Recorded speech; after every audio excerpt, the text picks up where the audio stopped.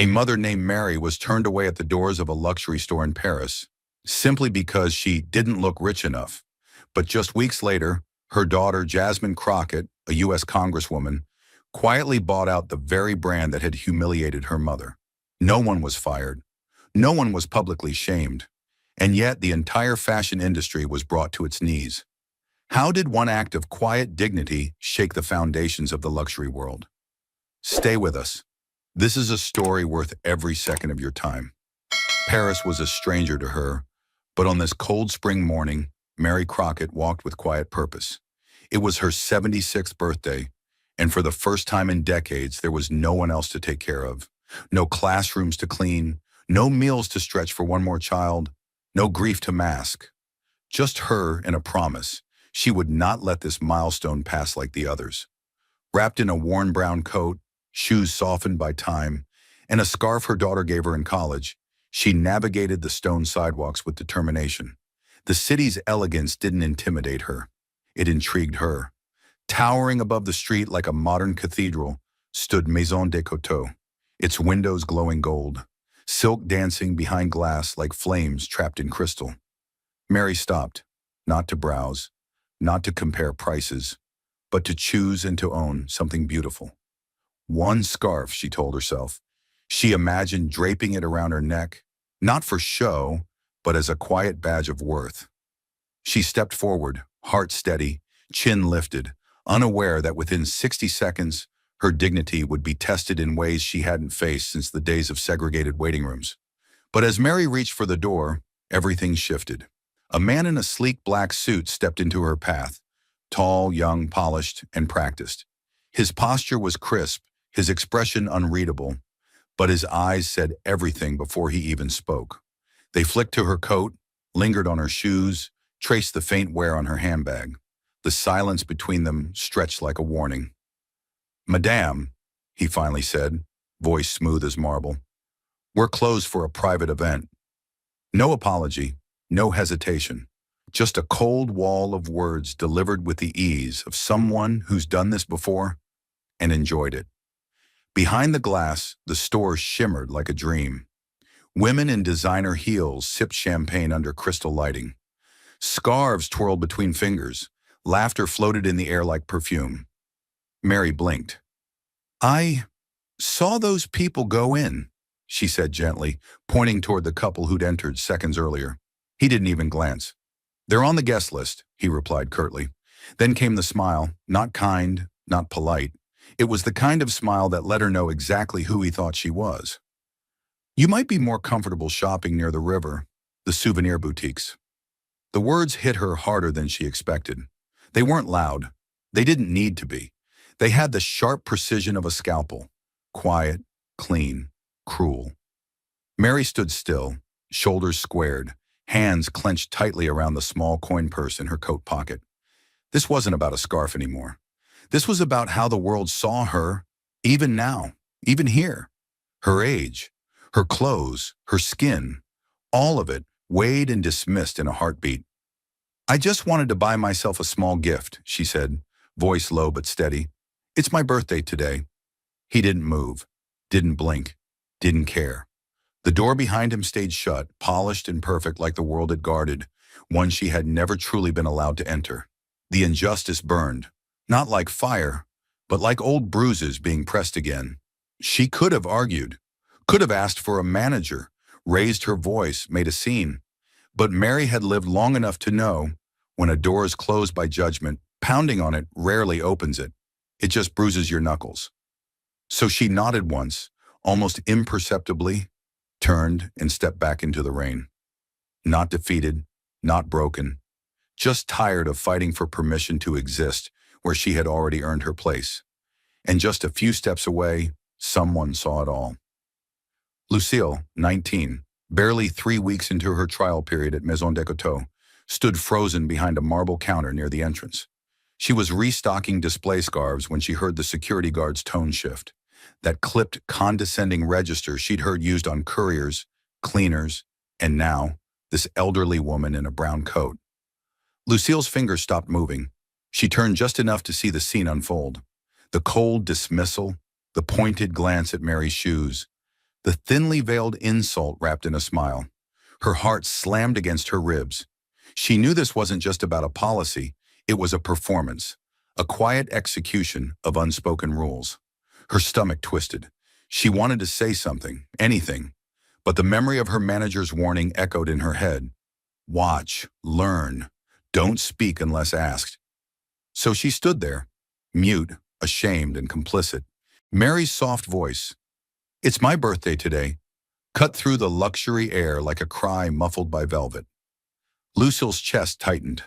She watched as the woman turned, slow and silent, retreating into the rain like a shadow never meant to be seen. Their eyes met, just for a second. But in that second, Lucille saw everything. The quiet hurt, the exhausted dignity, the disappointment of someone who had been pushed out of places like this her whole life. She bit her lip hard enough to taste blood. Her hands clenched around a scarf worth more than Mary's entire outfit. She wanted to run after her, to hand her something, to apologize, but her feet stayed planted, heavy with fear. The store's music played on, the lights sparkled, and the door that should have opened wide stayed shut, sealing Lucille inside a world she wasn't sure she wanted to belong to anymore. Back at the hotel, the lights of Paris flickered faintly against the rain-slicked window. Mary sat at the edge of the bed, coat still damp from earlier, hair pinned back neatly like always. Her fingers hovered over her phone, hesitant. She wasn't one to complain, not after years of learning how to swallow disappointment with grace. But something inside her, something bruised, needed to reach out. She tapped Jasmine's name. The phone rang, once, twice. Then the screen lit up with her daughter's face, poised, powerful, still dressed in a blazer, probably fresh from another meeting in D.C. "Mama!" Jasmine smiled wide, her voice warm and sharp at once. "You enjoying Paris or turning it upside down already?" Mary gave a soft chuckle. "Oh, baby, Paris is lovely. I just walked a bit, got rained on. These old knees don't like cobblestone much." She glanced down at her hands folded carefully in her lap. "Nothing exciting to report." Jasmine's smile faded almost instantly. She leaned in, her eyes narrowing just slightly. Not suspicious, but alert. She knew that voice, that tone, that practiced calm Mary used like armor when something had gone wrong. "What happened?" Jasmine asked, the warmth in her voice cooling into something steadier. Mary hesitated. For a second she thought about lying, really lying, making up a story about sightseeing or a cute cafe. But her throat tightened. She exhaled. "Well, I did try to go shopping," she said, carefully casual. "One of those fancy stores with scarves in the window. Thought I might treat myself to a little birthday present." Jasmine tilted her head. "Maison Decoteau? I think that's the name. Pretty place. Gold handles on the door." "What happened?" Jasmine pressed, her voice now low and precise. Mary laughed, but there was no joy in it, just that brittle, hollow sound Jasmine had only heard once before, when the bank denied her mother a loan years ago. "Well, there was a tall young man at the door. Very polite, very crisp. Told me they were closed for a private event." She paused. "But I saw people going in, fancy people. I waited my turn, but he said, 'I might be better off shopping at the tourist boutiques.'" Jasmine didn't blink. She didn't move. Her silence became something sharp. Her eyes darkened. She understood everything her mother wasn't saying. Mary kept going, as if she had to fill the space before the silence got too loud. "I told him it was my birthday. Thought he'd soften, but no, didn't even look at me after that. So I turned around, nothing to get worked up about." "Mama!" Jasmine's voice was barely audible now. "I'm fine, sweetheart. These things happen." "No, they don't just happen. They're made to happen." Mary looked away out the window. "It's not the first time someone looked at me and decided I didn't belong. It won't be the last." And that was the moment. The precise second Jasmine felt something hot and ancient crawl up her spine. That rage she had only felt once, as a child, watching her mother walk out of a landlord's office with her head held high, after being called a risk. Jasmine didn't speak right away. She couldn't. Her mother's words echoed in her ears, soft, apologetic, brushed off like spilled tea. They said there was a private event. They told me to try the tourist shops. That kind of cruelty always wore a polite tone. Jasmine knew it too well. But what caught in her throat wasn't the words themselves. It was how gently her mother delivered them. Like they were nothing. Like being erased was just part of the travel experience. Jasmine inhaled slowly, but her chest ached. She could hear her mother trying to protect her from the pain, even now. Even after being humiliated, still shielding her, still smiling through the slap. And then the memories came. Fast, sharp, uninvited. She was just a kid, maybe 9 or 10, sitting next to her mother inside a small neighborhood bank in Dallas. Jasmine remembered the scratchy feel of the seat, the way her legs dangled without touching the floor. Mary sat tall, her best blouse ironed crisp, a neat folder in hand filled with pay stubs. Letters of reference, rent receipts. Everything was there, but it wasn't enough. The man behind the desk had clean fingernails, a pale gold wedding band, and a look that never quite settled on Mary's face. He flipped the papers, nodded slowly, and said, "Unfortunately, with only one income and your credit history, this isn't the kind of loan we're confident about." It wasn't the words, it was the way he said them. Dismissive, decided before the folder even opened. Jasmine had looked up at her mother, waiting for her to fight. But Mary just smiled, thanked the man, and took her daughter's hand as they walked back into the hot Texas sun. No tears, no rage, just that quiet, devastating grace. Jasmine had never forgotten. Not that day. Not the time a boutique clerk followed Mary through every aisle. Not the landlord who asked for additional verification after seeing her skin. Not the teacher who once asked Jasmine if her mother could really afford that science trip. And now this, Paris, a place her mother had dreamed of, saved for, finally stepped into, and been pushed right back out by a door that opened for everyone but her. Jasmine clenched her jaw. Her fingers twitched on her desk in D.C., but her voice, when it came, was ice, controlled, precise, the kind of calm that made grown men flinch in congressional hearings. "All right, Mama," she said. "Don't worry about it. I'll handle it." Mary blinked. "Jasmine, really, don't make this into something. These things happen." "No, Mama," Jasmine said, her eyes locked on the screen. "They've been happening. That's the problem." Mary went quiet. The silence between them wasn't empty. It was loaded, thick with years of shared knowledge. They both knew exactly what this was. Jasmine didn't need to raise her voice. She didn't need to argue. She'd already decided. The look in her eyes had changed. Not hot with anger, cold with resolve, strategic, deadly calm. Because the world had just humiliated the one person Jasmine Crockett had spent her whole life trying to uplift. And that was a mistake, a quiet one, but fatal nonetheless. The moment the call ended, Jasmine sat in stillness, the phone resting quietly on her desk like a sealed verdict. The glow from her office window bathed her in gray morning light, but her mind was already dark with calculation. Her mother had just walked through the doors of Paris, dreaming of silk, and walked back out carrying humiliation. Jasmine knew that pain. She'd seen it before, dressed in different uniforms, a bank denial, a teacher's condescension, a landlord's smirk. But this wasn't just another story of quiet injustice. This was personal, and that made it dangerous, for the people who thought it would go unanswered. She stood slowly.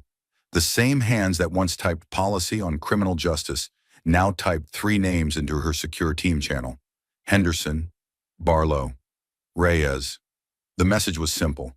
Conference room, 7:30 a.m., Paris. We're moving. By the time the sun had fully cracked the sky over Capitol Hill, Jasmine was already on her second espresso, standing in front of a glass wall overlooking the city that had taught her power wasn't given. It was seized. Her legal counsel arrived first, clutching 2 tablets and a leather binder. Next came Barlow, her financial strategist from New York, eyes alert, tie half knotted, already scrolling through international property portfolios. Then Reyes, ex-NSA, now head of strategy. No one asked questions. Jasmine didn't summon people at sunrise unless the world was about to shift. She opened the meeting with no small talk. My mother, she began, walked into a store yesterday, Maison Decoteau. A pause, no theatrics, just silence, like the breath before a storm. She was told she didn't belong, politely, systemically, quietly. I'm not here for outrage. I'm here for ownership. Henderson blinked. You want to sue? Jasmine's eyes didn't move. I want to buy it. Barlow sat up straighter. Buy the store? I want everything tied to it. The brand, the building, the landlord, the debt, the chain. If it's public, make it private. If it's owned, find the weakness. I want to hold them from the foundation to the facade. Silence fell again, but this time it was reverent. Jasmine Crockett wasn't threatening. She was declaring war, with paperwork and capital instead of flames. She stepped to the screen behind her. With one tap, it lit up with a Paris map, the location of the store blinking red. Decoteau is bleeding cash, she said. Luxuries shifting post-pandemic. They expanded too fast, too thin. They leased the building. The parent company is leveraged and overdue on their next liquidity report. Reyes whistled under his breath. So we hit them from the back door? Jasmine nodded. We don't shout. We whisper until the ground moves beneath their feet. Teams were assigned. Layers of legal veils were activated. Within 90 minutes, a shell fund in the Cayman Islands was being mobilized under a generic name with no direct ties to Jasmine. Call it Project D, she said. D for Dolores. That's my mother's middle name. And when we're done, her name is the one they'll remember. Outside, the city went on, unaware. But inside that room, a machine had begun to turn, silently, efficiently, like the gears of a clock counting down to something no one saw coming. Maison Decoteau had opened their doors to the rich and closed them to Mary Crockett. Now Jasmine was coming, not to knock. She was coming to own the building and rewrite the locks.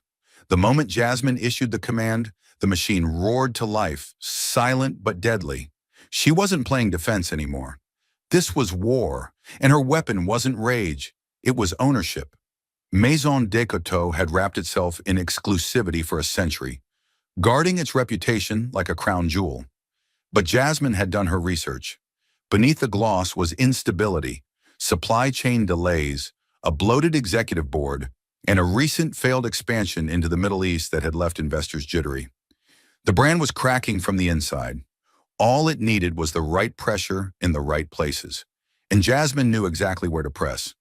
She activated Mirador Capital, an anonymous fund she had quietly seeded over the years for one purpose only: moves that couldn't be traced.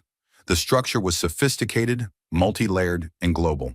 No one, not journalists, not regulators, not even her closest political allies, would be able to link it back to her. On paper, Mirador was nothing more than a conservative European investment group shifting portfolios away from volatile markets. In reality, it was Jasmine's scalpel, and Maison Decoteau had just become the patient. The acquisition started quietly. Jasmine's team identified dormant shareholders, retired executives, former designers, silent partners who'd held onto stock for sentimental value, but had grown tired of the brand's slow bleed. One by one, they received private buyout offers, well above market price, no questions asked, wired within 24 hours. Then came the second wave. Distressed equity blocks scattered across Europe and the Middle East, many owned by hedge funds looking to clean house before fiscal year-end. Jasmine's team moved fast, always through intermediaries, always under different corporate shells. Every piece was small enough to stay invisible, but together they were building something massive. By the end of the second week, Mirador held just under 20%. Nothing alarming, nothing that would trigger board review. But by week 3, the tempo shifted. A Swiss pension fund holding 8% suddenly agreed to exit. A Middle Eastern fund offloaded another 9% after Jasmine's team uncovered a quiet compliance issue they were eager to bury. And then came the breakthrough. A German luxury conglomerate holding 22%, Decoteau's second largest shareholder, agreed to sell in full, privately, under strict NDA. The deal closed in 36 hours. That alone pushed Mirador past 50%. Jasmine didn't pause to celebrate. She kept going. Week 4 brought consolidation. Her lawyers moved to secure board voting rights through proxies. Her financial analysts began rewriting supply contracts. Internal HR reviews were triggered across 3 divisions, subtly, legally, but fast.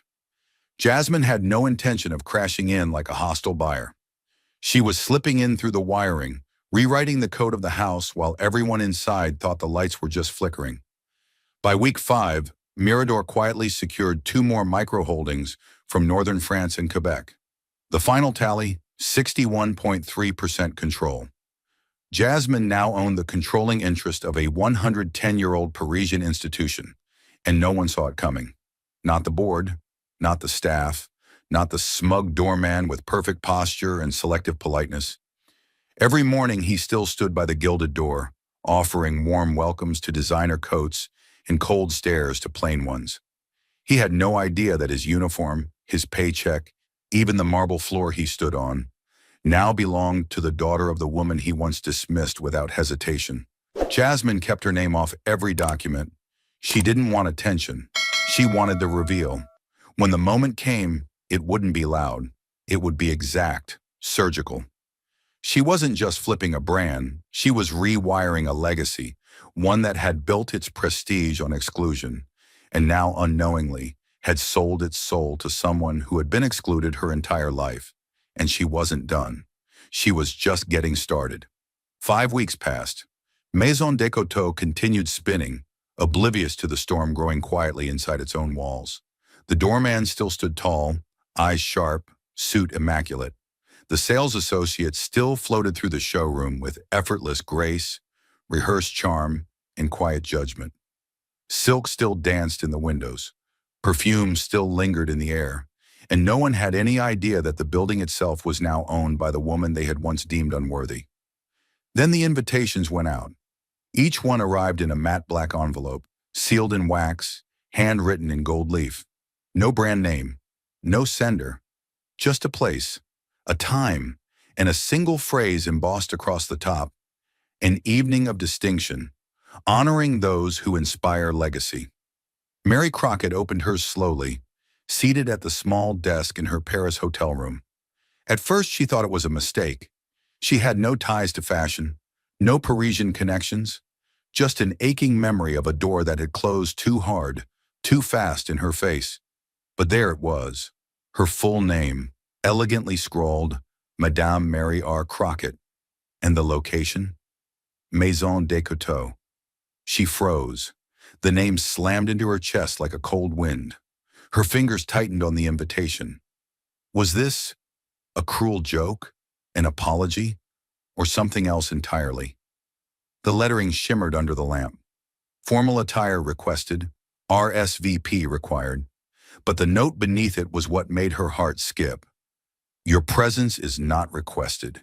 It is needed. She didn't call Jasmine. She didn't need to. She knew. Somewhere behind this envelope, her daughter's fingerprints were all over it. And yet, this didn't feel like Jasmine's usual boldness. This felt orchestrated, precise, deliberate. Jasmine wasn't just bringing her back to that store. She was bringing her in with power. Across the city, inside the staff quarters of Maison Decoteau, the atmosphere was shifting. Lucille was reorganizing guest place cards for the upcoming private gala. She'd heard the murmurs. Something was coming. Something big. The store was closing early for the event. Executives were flying in. Staff were told to be on their absolute best behavior. And the guest list? It wasn't the usual circle of celebrities and clients. It was strange. Politicians, educators, activists, community leaders, names that didn't normally grace the marble floors of Decoteau. As she alphabetized the stack of names, her eyes landed on one. Crockett, Mary. Lucille's fingers stopped moving. Her breath caught in her throat. Mary Crockett. She saw it, clearly, like it was yesterday. The woman in the worn coat, the doorman's cold refusal, the quiet heartbreak on her face, and how she had walked away, shoulders squared, dignity intact, while Lucille had done nothing. Her stomach dropped. This wasn't coincidence. This wasn't random. Mary was coming back. Invited. Publicly, something was happening. Lucille scanned the guest list again. Her heart was beating faster now. These names, they weren't just VIPs. They were symbols. People who had been overlooked, dismissed, underestimated. And they were all being gathered in the one place that had built its reputation on keeping people like them out. For the first time since she started working at Descoteau, Lucille felt her hands shake. She excused herself and slipped into the back corridor, pressing her back to the wall, breathing hard. Her mind was spinning. She remembered Mary's face, not angry, not bitter, just tired, like she'd seen this pattern play out too many times in too many rooms. And now something was about to break. Lucille had spent weeks pretending the day hadn't mattered, that she'd had no choice, that staying silent had been necessary to keep her job. But in her gut, she'd known she'd betrayed something bigger than policy. And now that name was back. Not begging, not shopping. Arriving. Back at the hotel, Mary laid the invitation flat on the desk. The envelope still pulsed with a weight she couldn't quite name. Was she really going back there? Into the same halls that had judged her at a glance? Into a world that told her, without ever needing to say it, that she wasn't worth silk or service or basic courtesy? She stood and walked to the window. Paris blinked beneath her, golden and cold. Her reflection stared back, silver hair, dark eyes, a face that had carried generations forward. And yet somehow that face had still been dismissed as unworthy by a boy in a black suit with nothing but assumption in his gaze. She reached for her closet. She hadn't packed anything for galas. No gowns, no jewels. Just a simple black dress she kept in case and a scarf Jasmine had given her last Christmas. A deep burgundy that made her feel grounded. She laid them both on the bed. This time she wouldn't walk in hoping to be seen. This time she would walk in knowing they'd be watching. At Maison Descoteau, the staff briefing was tense. The manager spoke quickly, instructing everyone to double-check their stations, polish the glass, align the displays perfectly. The guest of honor was still unnamed. Rumors flew like wildfire. An American dignitary, a silent investor, a fashion icon. Lucille said nothing, but deep down she knew. This wasn't just another event. This wasn't just branding or press. This was a reckoning disguised as an evening gala, a slow, quiet reversal of the script that Descoteau had performed for over a century. And Mary Crockett? She wasn't returning to that store for closure. She was returning as the storm. The night arrived with a strange kind of stillness. Not the quiet of peace, but the pause before a reckoning. Paris glittered under a soft veil of mist, and the street outside Maison Descoteau glowed beneath golden lamps. The store's facade gleamed like a crown, marble polished to perfection, windows glowing like stage lights. Inside, staff moved quickly but carefully, adjusting floral arrangements, checking name cards, aligning champagne flutes down to the millimeter. No one knew exactly who the event was for, only that it was critical, and that nothing could go wrong. At 6:58 p.m., a black car pulled up to the curb. The back door opened slowly. Mary Crockett stepped out. She wasn't wearing diamonds, no designer logos, no opulent shawls or glittering accessories. Just a sleek, understated black dress that grazed the ankle, tailored to perfection, a single pearl earring on each ear, and around her shoulders the deep burgundy scarf Jasmine had gifted her. Elegant, unbranded, but powerful in its simplicity.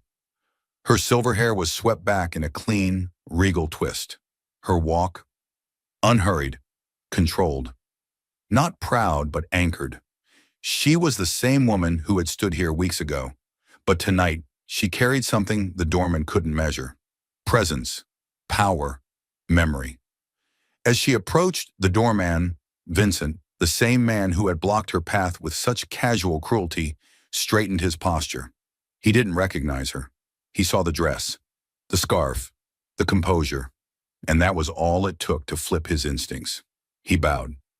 "Welcome to Maison Descoteau, madame," he said with practiced charm, stepping aside, holding the door wide. Mary paused for half a second. Not long, just enough to mark the moment. Her eyes flicked to his face, searching for a flicker of recognition. There was none. He didn't remember the woman in the blue sweater and thrifted shoes, but that woman remembered him. She nodded once without a word and crossed the threshold. Inside, the scene bloomed like a stage set waiting for its lead. The floor glowed under crystal lighting. A small quartet played quietly near the grand staircase. Staff moved like dancers in a silent ballet. The air was thick with perfume and anticipation. Mary's heels clicked softly across the marble floor. She didn't flinch. She didn't marvel. She didn't hesitate. Because this time, she wasn't wondering if she belonged. She knew she did. A young hostess stepped forward with a clipboard. Her voice was bright but respectful. "Bonsoir, madame. May I have your name, please?" Before Mary could answer, another voice cut through the space, breathless, stunned. "Mary! Crockett!" Lucille. She stood frozen just feet away, her black uniform dress crisp, her hair pinned with care, but her eyes wide with something else. Recognition, guilt, awe. The name had struck her earlier like thunder. But the reality, seeing Mary here, radiant, calm, untouchable, was something else entirely. Mary turned. Their eyes met. And for the first time in weeks, Lucille felt her lungs tighten. Not from fear, but from the weight of what she hadn't done. The day Mary was turned away, Lucille had been a silent witness. Too afraid to speak, too new to intervene. And now here was that same woman, dressed in quiet elegance, being honored in the same place she was once told she didn't belong. Lucille stepped forward, almost without thinking. "Madame," she said, her voice lower, steadier. "Welcome back." Mary held her gaze for a long second. Then she smiled, just slightly. Not to forgive, not to forget, but to let her know. "I remember, and I came back anyway." Lucille swallowed hard, stepped aside, and gestured toward the staircase. "You're expected upstairs." Mary walked past her, every step steady and slow, like a clock ticking toward something irreversible. Behind her, the staff watched in silence. Something had shifted, not just in the air, but in the rules. The store hadn't changed, but the center of gravity had. And the woman they once overlooked? She had just walked back through the front door, without ever asking for permission. Upstairs, the chandeliers burned brighter than usual, casting golden light across a room filled with polished shoes, champagne flutes, and the soft murmur of Parisian elites exchanging carefully measured pleasantries. But beneath the surface, a different current moved. Quiet, unfamiliar, uncertain. The usual hierarchy of fashion royalty and moneyed clients felt disrupted. There were unfamiliar faces in the room. Teachers, community leaders, activists, people who didn't wear luxury like second skin, but stood tall as if they belonged anyway. Mary stood near the back wall, close to a balcony overlooking the showroom below. She said little. She watched. Her presence was subtle, but undeniable. For the first time in her life, she wasn't the one scanning the room for someone who might question why she was there. A soft, deliberate note rang out from the string quartet. Low, rising, like the overture of a storm. Then the lights dimmed. The crowd turned, puzzled. From the shadows behind the central staircase, a figure emerged, backlit in soft white, heels echoing with calm precision against the marble. She didn't rush. She didn't wave. She didn't smile. Jasmine Crockett walked forward like a closing argument. The music swelled, then stopped. Silence. Jasmine stood at the edge of the stage. Her black gown shimmered like liquid coal, simple but arresting. Her hair was pulled back, her shoulders square, her voice steady as steel. "Bonsoir," she said, just one word, and the room went still. "I know many of you are wondering why you're here," she continued, eyes scanning the room like a lawyer reading a jury. "And more importantly, who brought you here?" A ripple of murmurs moved through the crowd. Some recognized her face. Congresswoman, civil rights advocate, rising name in American politics. But what was she doing here? At Decoteau? Jasmine let the silence build. Then with the weight of thunder behind glass, she spoke the words that cracked the room in half. "I am the new owner of Maison Descoteau." Jasmine's voice echoed across the marble floor, steady and clear, slicing through the room's silence like a scalpel. No one moved. No one sipped their drinks. All the curated posture and polite indifference the luxury world had perfected for decades. It melted in an instant beneath her words, because what she was saying didn't feel like a speech. It felt like a verdict. She came here alone, Jasmine continued, wearing a simple sweater and shoes chosen for walking, not for posing. No stylist, no entourage, just hope. She stood outside this very store, heart full, wallet ready, wanting nothing more than to walk in and choose something beautiful for herself. Not out of vanity, not out of ego, but because after a lifetime of sacrifice, she had finally decided she deserved it. A quiet ripple moved through the crowd. Some nodded slowly, others dropped their eyes. Lucille, standing near the back, gripped her hands together tightly. But that day, Jasmine said, her voice tightening with restraint, someone decided with a glance that she didn't belong. Her tone didn't rise. She didn't need volume. The weight was in the stillness. She wasn't told she couldn't afford it. That would have been too obvious. No, she was told there was a private event. She watched three well-dressed strangers walk in ahead of her, doors open wide. But when it was her turn, they closed. The same man who now stands smiling at the door, he closed them. Vincent, standing by the entrance, froze. His breath caught, though his face remained still. But everyone was watching now. My mother didn't argue, Jasmine said. She didn't demand attention. She didn't ask to be seen. She simply stepped back into the rain. She went back to her hotel alone on her birthday and convinced herself it was no big deal. She paused, letting the sentence land like a final gavel. But it was a big deal. Her eyes scanned the room. Every eye was on her now. No more murmurs, no more motion. Because this is how injustice dresses itself today. Not in slurs, not in fire hoses, not in signs above the door, but in selective hospitality, in courtesy reserved only for those who wear the right shoes, enclosed for private events that somehow always stay open for the right people. She took one step closer to the edge of the platform. Her tone softened, but her words hit even harder. My mother doesn't need this place. She never did. She raised 3 children on her own, with grace, grit, and a strength none of you could begin to measure. She survived systems that tried to shrink her. She fed us before she fed herself. She worked double shifts. She marched when it was dangerous. And she never once asked the world to make room for her. Jasmine's gaze settled on the very center of the room. Her voice dropped. She didn't need a scarf to prove her value. This store needed her presence to remember its own. For a long moment, no one dared move. Then Jasmine looked toward Mary. Their eyes met, mother and daughter, across a room that had once erased one and never expected the other.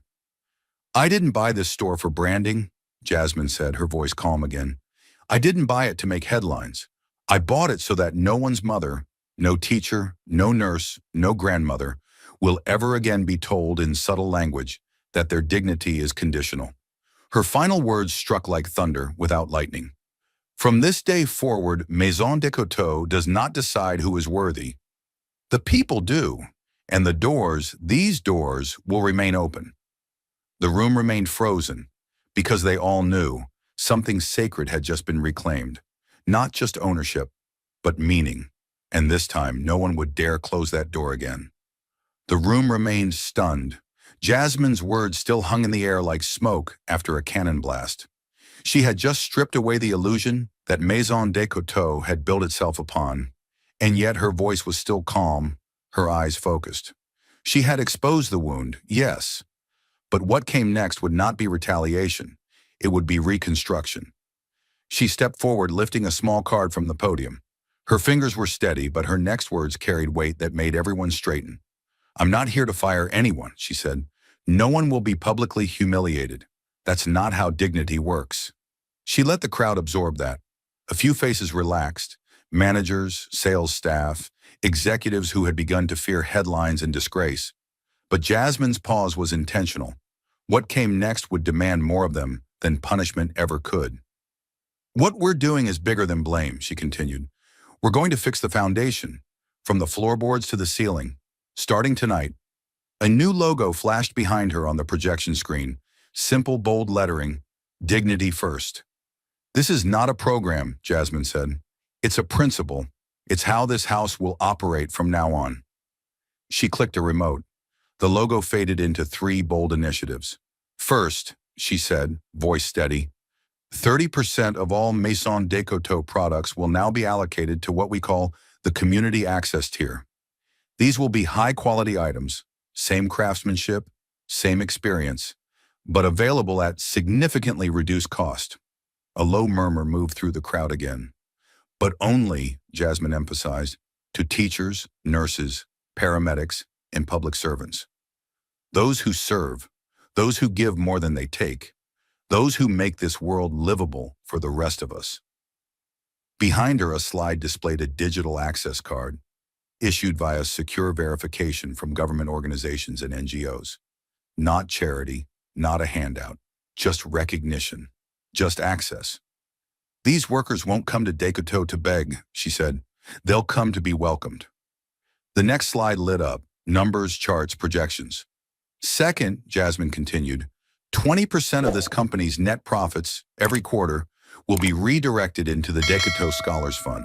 Full scholarships, vocational training, private tutoring, not for legacy children, not for fashion insiders, but for the sons and daughters of sanitation workers, of hospital staff, of delivery drivers and maintenance crews. People shifted in their heels. The air had thickened again. No one had ever spoken like this inside these walls. Jasmine's voice grew quieter, but more piercing. Luxury has always borrowed inspiration from working-class culture, from our stories, from our survival. But it never gives back. That ends now. She let the silence work again, then tapped to the third and final slide. And finally, she said, every frontline employee of Maison Decoteau, from sales advisors to doormen, will be required to complete the Dignity Immersion Program before stepping onto this floor. A few gasps this time. This is not corporate training, she clarified. This is lived experience. Jasmine stepped away from the podium, now speaking directly to the crowd, not like a CEO, but like a witness giving testimony. You will spend 2 weeks volunteering in a nursing home, a women's shelter, or a community food center. You will serve meals, fold laundry, carry trays, listen to stories from people who've lost everything. Only after that will you wear this badge, she said, lifting the new Maison Decoteau staff pin, redesigned with a single word beneath the logo, respect. She paused. The silence this time was longer, deeper. Some of the wealthier guests looked stunned. Others quietly moved. But every face wore the same truth. This wasn't window dressing. This was reform. And reform demanded sacrifice. No one is above this, Jasmine said. Not the board. Not the management. Not even me. She took a breath, then nodded toward her mother. We're going to earn the right to serve women like her. Mary's eyes shimmered, but she didn't cry. Jasmine stepped back to the podium. Her voice softened now, but it was the kind of softness that still carried weight like iron. Dignity isn't a gift we grant. It's the minimum we owe. She clicked the remote once more. A final slide appeared, Maison Decoteau. Redefined, and beneath it, crafted with skill, delivered with respect. Jasmine looked out at the room. She didn't smile. She didn't bow. She simply said, the door's open now. Make sure you're the kind of person who deserves to walk through it. And with that, the transformation began. Not just of a brand, but of what luxury could become when power was used to lift, not just shine. As Jasmine stepped down from the podium, the room remained in still silence, not stunned anymore, transfixed. The most powerful woman in the building had just delivered judgment without punishment, change without shame. But for one person, the weight of that moment landed like thunder in the chest. Lucille stood near the rear marble column, her fingers curled tightly around the edge of the welcome tray. She hadn't moved in 10 minutes. Her breathing was shallow. Her eyes hadn't left Jasmine since the first word left her lips. She could feel the blood in her throat, rising not from fear, but from recognition. That story, that woman, Mary, her face, her voice, her pain. She had seen it all and said nothing. For 5 weeks, she'd tried to forget it. She told herself she was just an intern, still on probation, powerless. But as Jasmine spoke, Lucille realized what she had buried wasn't just guilt. It was complicity. She hadn't held the door closed, but she hadn't opened it either. And now that same woman, the one she had watched walk away in the rain, was standing like royalty beneath chandeliers. And Jasmine, who could have fired them all, had chosen something else, something more terrifying. She had chosen to see who would rise when no one was forcing them to. Lucille stepped forward. She didn't know what she was doing. She just knew she couldn't stay still. Her shoes clicked softly as she walked across the marble floor, cutting through whispers and shifting glances until she reached the stage. Jasmine looked at her, calm, expectant, not surprised. Lucille's voice trembled as she took the mic. "I remember her," she said. Gas spread like sparks. "I remember what happened that day," Lucille continued, stronger now. "I saw the way she was turned away. I saw the way no one questioned it.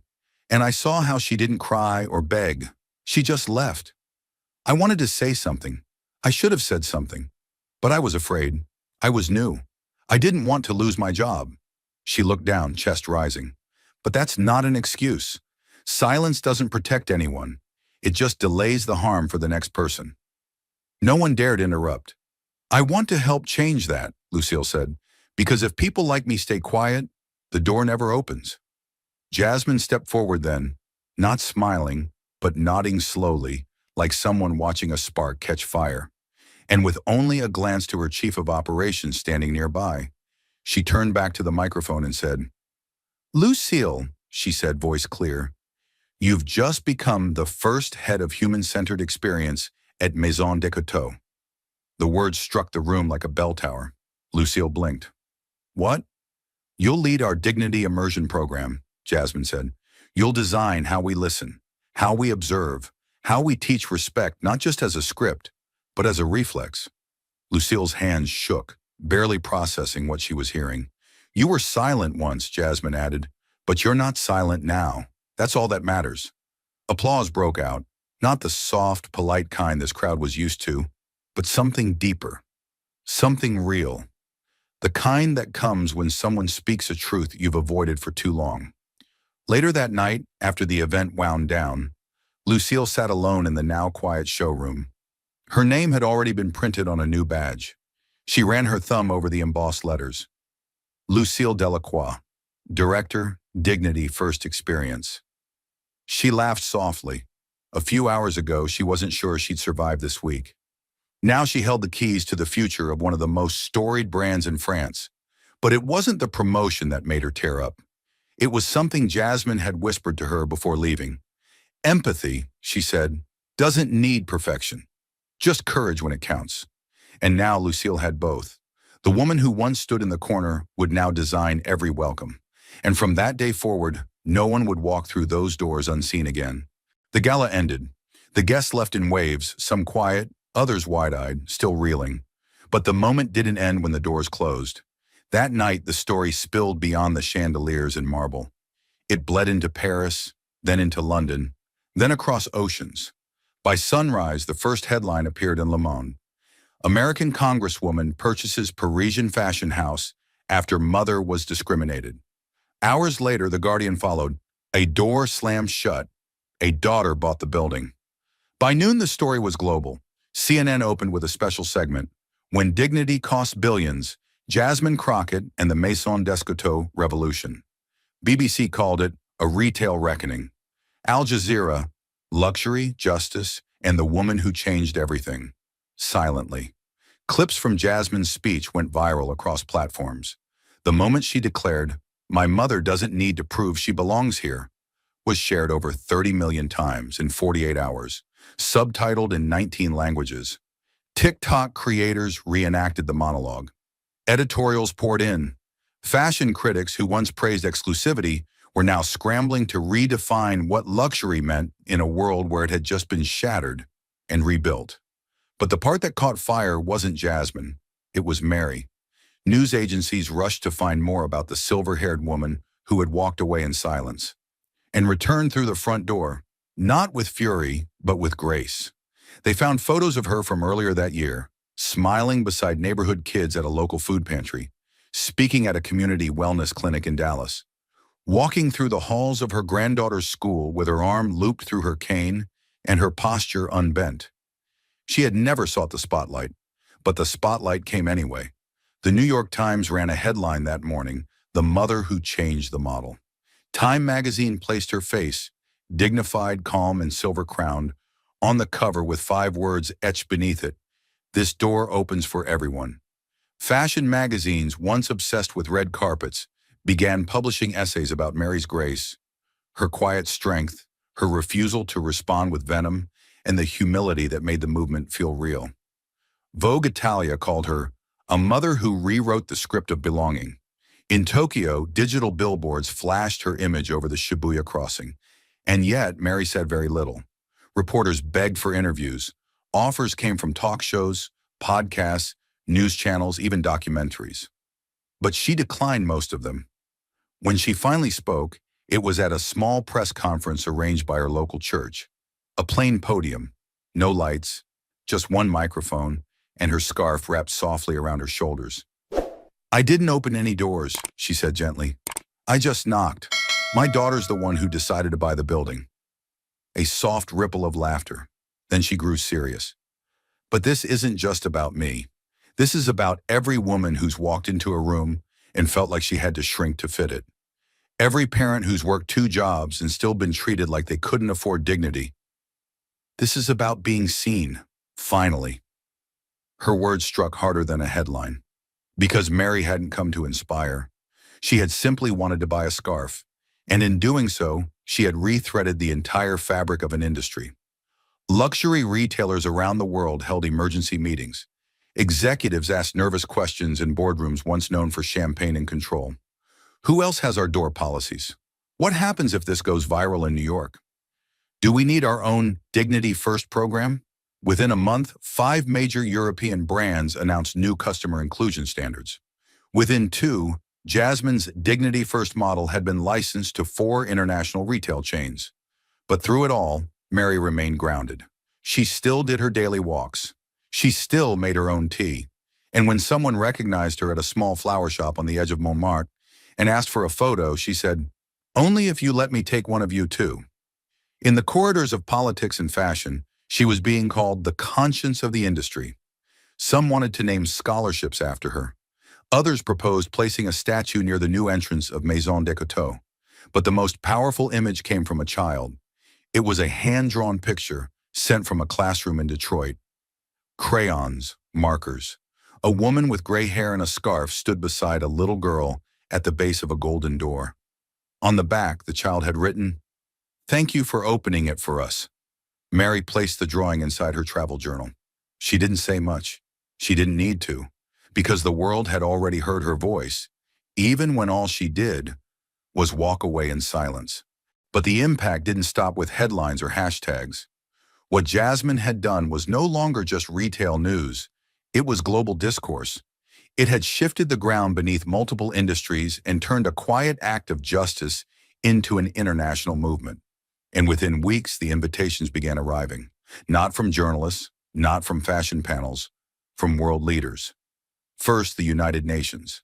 They called it a historic moment, inviting Jasmine to address the General Assembly as part of the annual Summit on Human Dignity and Economic Equality. She stood beneath the blue and white emblem, her voice echoing through the chamber, not as a politician, but as a daughter who had had enough. "This isn't about fashion," Jasmine told the world's diplomats. "It's about the invisible price we put on belonging, about the locked doors that are still disguised as policy or branding, and how quickly we forget that dignity was never ours to grant. It was always theirs to begin with." Applause thundered from representatives across 193 countries. Her words were translated into 42 languages in real time. But no translation could dull the heat in her final sentence. "When we design for humanity, profit follows. When we exclude it, collapse follows faster." Then came the TED Talk. Filmed on a stage framed by soft red light, Jasmine stood alone with nothing but her voice and a story the world thought it already knew. But this time, she didn't begin with her mother. She began with Lucille. "A young woman," Jasmine said, "once stood silently while an older woman was denied basic kindness. She was scared. She was new. But when the moment came to speak, she did. And now she's teaching others how to see what she once missed. The room sat frozen. Then Jasmine leaned forward. Sometimes the bravest people are the ones who admit they stayed quiet, because from that honesty comes the kind of leadership we actually need. The video garnered 18 million views in 3 days. By the time Jasmine stepped onto the stage at the World Economic Forum in Davos, her presence wasn't just respected, it was seismic. In a hall filled with CEOs, policymakers, and tech billionaires, she didn't offer graphs or projections. She offered truth. "We're not here to discuss growth," she said. "We're here to ask, growth for who and at what cost?" She laid out a new model: equity-driven commerce, human-first design, and dignity embedded into brand identity. Not as marketing, but as mandate. Jasmine closed her speech with one line: "We've spent too long building walls that look like doors. It's time we built doors that open in both directions." She received the only standing ovation of the forum. But while Jasmine stood on global stages, someone else was speaking from the floor she used to polish. Lucille. A French magazine had requested an interview after the Dignity First program gained traction across 3 continents. Lucille had declined twice, but this time something pushed her to say yes. The photo was simple: Lucille in a black blazer standing just inside Maison Descoteaux's new entrance, the word respect pinned proudly to her chest.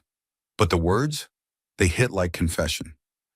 "I used to fear losing my job," she said, "so I stayed quiet. What I didn't realize was I was losing something far more important. I was losing my conscience." The interviewer asked her what changed. Lucille didn't hesitate. "I saw someone humiliated and said nothing. That silence followed me home. It followed me into my dreams. But when I saw her come back, dignified, powerful, still kind, I knew I couldn't be that girl in the corner anymore." She paused, then added, "Now I help people feel welcome. Not because it's my job, because it's the least we can do, because every smile, every gesture is a chance to rebuild something we never should have broken." The article went viral across Europe. Lucille became a quiet heroine, proof that dignity wasn't just a policy to enforce, but a culture to practice. Maison Descoteaux began hosting monthly empathy sessions, designed by Lucille, modeled on her own experience. Sales staff weren't just trained anymore. They were transformed. And in the background of every global forum, every headline, and every magazine cover, there was always one silent presence: Mary. She didn't travel to Davos. She didn't walk on Ted's red carpet, but her story sat behind every microphone like a lighthouse behind the fog. Not as a victim, but as the woman who knocked, and whose daughter turned that knock into a movement. And the world, it was finally listening. And when the world finally grew quiet, after the headlines had slowed, the cameras stopped flashing, and the applause dimmed, what remained wasn't just the story of a luxury store or a historic purchase. It was the question that refused to leave. Why did it take power for a woman to be seen as worthy? Because at the very heart of the storm, past the speeches, the stages, the sweeping reforms, there was still one moment that started it all. An elderly woman standing in the Paris rain quietly turned away, not with violence, but with a smile too thin to hold any kindness. Mary hadn't come to make a scene. She came to buy a scarf, and that was what made it all so devastating. She wasn't denied a loan. She wasn't arrested. She wasn't publicly insulted. She was dismissed. And in today's world, that's how cruelty hides. Not in headlines, but in doorways. Not in rage, but in indifference. A nod, a cold shoulder, a closed smile that says, without saying, "You are not our kind." That is what Jasmine saw in her mother's eyes during that call. Not just sadness, not just shame, history, repeating itself, quietly, efficiently, again. It was the same look Mary wore when banks refused her as a single black mother. When landlords looked her up and down before deciding their buildings were full. When teachers pitied her children instead of preparing them. And Jasmine understood. This wasn't about one scarf. This was about all the doors that had ever closed too softly to make noise. So she did what history rarely expects of women like her. She opened one, but not just for her mother, not just for herself, for the nurse who shops in silence, for the teacher who doesn't dare touch the cashier, for the father wearing the same coat to every interview, for anyone who has ever been priced out of dignity. The human message is this: dignity is not something we earn by looking the part. It's not granted through status, style, or spending power. It is our birthright. And yet every day we've allowed systems to behave as though it's something exclusive, packaged, priced, and protected behind velvet ropes. What Jasmine Crockett did was not revenge. It was rebalancing. She did not break the rules. She rewrote the value of what matters inside those walls. And she did it without raising her voice, just by raising her standard. Through Lucille's redemption, we learn that silence may protect us from risk, but it also starves us of purpose. Her confession wasn't weakness. It was a rally cry for every bystander who wants to change sides. And her transformation proved a vital truth. Empathy isn't instinct, it's discipline. It must be taught, practiced, and lived. But the most powerful symbol in all of this was still Mary. She never shouted, she never demanded. She just kept her back straight, her head high, and her voice soft. And the world finally had to listen. Because maybe the most radical act in an age of spectacle is grace. Mary walked away that day not to retreat, but to leave space for something far more powerful than outrage. Justice reimagined, not as punishment, but as a new architecture for belonging. And that is the lesson. True power doesn't just open doors for itself, it leaves them open for others. Because someday someone will stand in the same place you once did, unsure if they're enough. And whether or not they walk through will depend on what kind of world you left behind. That's the real luxury now. Not exclusivity, but a place where everyone feels they were always meant to be there. And that's the door Mary Crockett walked through. And this time, it stayed open. But this story doesn't end here. Because every day, somewhere, someone else like Mary is being turned away. Not with words, not with violence, but with the same cold smile, the same narrowed glance, the same silent judgment that says, "You don't belong here. You've seen it. Maybe you've felt it. Maybe you've delivered it. Now is the moment to ask, what kind of door are you standing in front of? Are you holding it open? Are you watching it close? Or are you brave enough to remove the hinges entirely?" This isn't just about luxury stores or fashion brands. This is about how we treat each other when no one's watching. About what we choose to normalize. About whether dignity is a principle we just quote or something we actively protect. So here's the truth. You don't need to be a congresswoman to change something. You don't need to buy a building, but you do need to speak, to act, to interrupt. Because silence never opened a single door, but courage has cracked open thousands. So hold the door, lift the voice, challenge the glance, redesign the room, not for applause, not for headlines, but so that one day when someone like Mary walks in, no one will ever question if she belongs. They'll just say, "Welcome. We've been waiting." Thank you for watching until this moment and for standing with us on this journey for justice. Your support means everything. Like, subscribe and turn on notifications so you never miss what's next. And we'd love to hear your thoughts. Leave a comment below and let us know what moved you most in this story. Together, our voices make a difference.